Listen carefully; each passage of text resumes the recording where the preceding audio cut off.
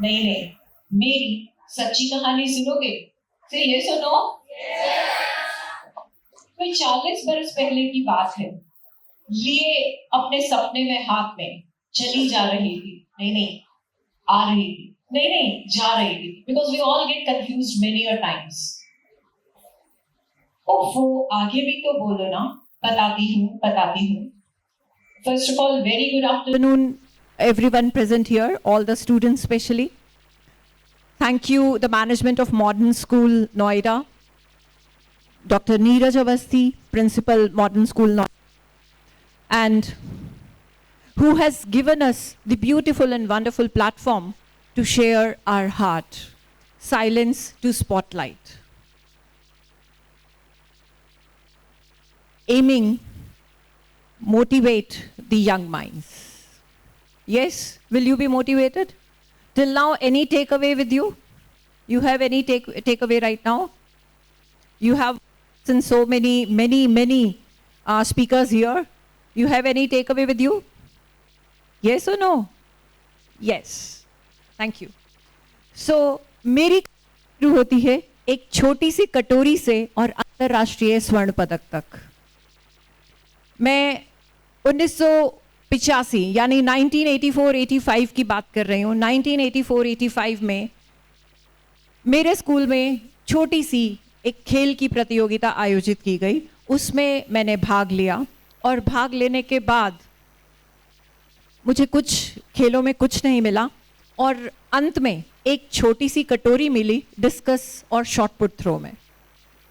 मुझे बहुत जलन हुई, जिसको पहली जो लड़की पहले आई थी, फर्स्ट आई थी, मुझे बहुत जलन हुई उससे। उसको इतनी बड़ी प्लेट मिली थी, मुझे इतनी छोटी सी कटोरी मिली थी। तो मुझे लगा कि मुझे उस प्लेट तक पहुंचना है। मैं रास्ता ढूंढने लगी, लेकिन एकदम से रास्ता नहीं मिला। डीएनए मेरे खून में था। मेरे पापा हॉकी के कैप्टन थे एमबीबीएस कोलकाता कॉलेज में, और मेरी मम्मा गाज़ियाबाद शहर की पहली बास्केटबॉल प्लेयर। तो स्पोर्ट्स का डीएनए मेरे खून में था।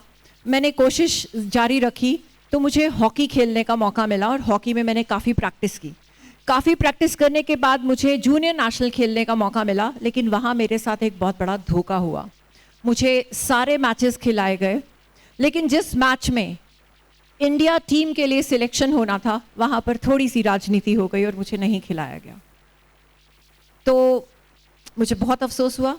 उस अफसोस के बाद मैंने सोचा कि मुझे इतनी प्रैक्टिस करनी है कि मैं अपनी परफॉर्मेंस से दहाड़ सकूं। मैंने इंडिविजुअल इवेंट चूज़ किया जिसमें मुझे छोटी सी कटोरी मिली थी, discuss, shot put and high jump. तो मुझे प्रैक्टिस करने का भी रास्ता मिला। 10th में 1985 को मैंने प्रैक्टिस स्टार्ट करी। प्रैक्टिस स्टार्ट करने के कुछ ही 1 से 1.5 साल के बाद मुझे जूनियर नेशनल का गोल्ड मेडल मिला 1988 में, और 1990 में मुझे senior India inter universities gold medal मिला 1991 में। अब इसके बाद everybody has the struggle in their lives, and I too have had of my share. So बस्तों का बोझ हल्का हुआ। जैसे ही बस्ते का बोझ हल्का हुआ, जिंदगी का बोझ भारी हो गया। God has placed me in the boiling water of struggle, not to break me, not to burn me, not to melt me, but yes, to transform me. And I chose happiness over sickness and sickness. I chose 2H over 2S. I chose happiness, health over sadness and sickness. तो वहाँ से मेरी journey start होती है। जब हम college से बाहर आ गए, असल ज़िंदगी में आ गए। असल ज़िंदगी में आने के बाद वहाँ पर अब जब ज़िंदगी का बोझ भारी था, तो मैंने क्या चूज़ किया कि मैं बहुत मेहनत करूँगी और बहुत मेहनत से बहुत सारे पैसे भी कमाऊँगी। तो आप सभी ने सुना होगा कि जो पानी से नहाते हैं वो केवल लिबास बदलते हैं, जो पसीने से नहाते हैं वो इतिहास बदलते हैं। तो वहाँ पर मैंने मेहनत करना शुरू किया। मैं 1992 से 95 के बीच की बात कर रही हूँ। 1995 तक मैंने अपने आप को स्टैंड किया, ना मैं डिप्रेशन में गई ना मैं सुसाइड की तरफ गई। मैंने अपने आप को स्टैंड किया और 1995 में मैं 45,000 रुपीज़ पर मंथ अर्न करने लगी। तो जो मुझे किस्मत से खुशियाँ मिलनी थी वो मैंने मेहनत से कमा ली। तो ये एक था silence to spotlight. Success never comes in gift wraps. How it comes? How it comes? It comes grit and grind. You have to grind yourself with unstoppable efforts. तो चलते चलते स्पोर्ट्स ने मुझे क्या सिखाया? Patience, never giving up spirit, उसके साथ साथ कमिटमेंट और पैशन। इसी पैशन को देखते देखते मैंने 3 शिफ्टों में काम करना शुरू किया। Morning aerobics classes, fitness classes, अपना फिटनेस सेंटर स्टार्ट किया और उसके बाद 7 से 8 घंटे स्कूल की जॉब और उसके बाद शाम को 4 से 5 घंटे फिर से फिटनेस क्लासेस, फिटनेस सेंटर पे। तो अर्न भी खूब किया, खुशियाँ भी खूब खरीदी। अब इसी कमिटमेंट को देखते हुए मैनेजमेंट ने, इसी कमिटमेंट, इसी पैशन, इसी डेडिकेशन, डिवोशन को देखते हुए स्कूल मैनेजमेंट ने मुझे एक स्कूल का फाउंडर प्रिंसिपल बनाया। अब गोल्ड मेडल का कीड़ा तो शुरू से ही था।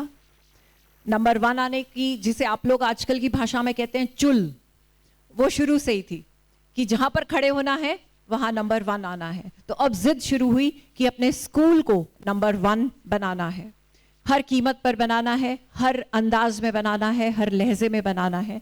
तो इस तरीके से स्कूल को नंबर 1 बनाने की एक मुहिम शुरू कर दी। और जब उस स्कूल में बहुत सारी स्पोर्ट्स एकेडमी, तब उन दिनों इतना फैशन नहीं होता था स्पोर्ट्स एकेडमीज़ का, स्विमिंग पूल का और शाम को प्रैक्टिसेस करने का, और CBSE नेशनल्स और क्लस्टर्स का। तो ये सब उस ज़माने में इतना फेमस नहीं था। ये शुरू हुआ और उसके साथ साथ स्कूल ने बहुत तरक्की की और अपने शहर का बेस्ट स्कूल बना। उस बेस्ट स्कूल के साथ साथ मुझे भी बेस्ट प्रिंसिपल का अवार्ड मिला। पहली राष्ट्रपति श्रीमती प्रतिभा पाटिल जी और कपिल सिब्बल जी से। तो ये इस तरीके से जिंदगी चलती रही। लेकिन जब हम हंसते हैं तब हाथ से सर उठाते हैं। जब भी हम जरा हंसते हैं तो हाथ से सर उठाते हैं। उसके बाद God wanted something else for me, some higher purposes for me. तो उसके साथ साथ God has made me free from lunch and 2 punches. Means he made me free from job for higher purposes. To work for quality education, to work for needy women, to work for stray animals, to work for environment, to work for specially para athletes. Para athletes के साथ काम करने का reward मुझे मिला।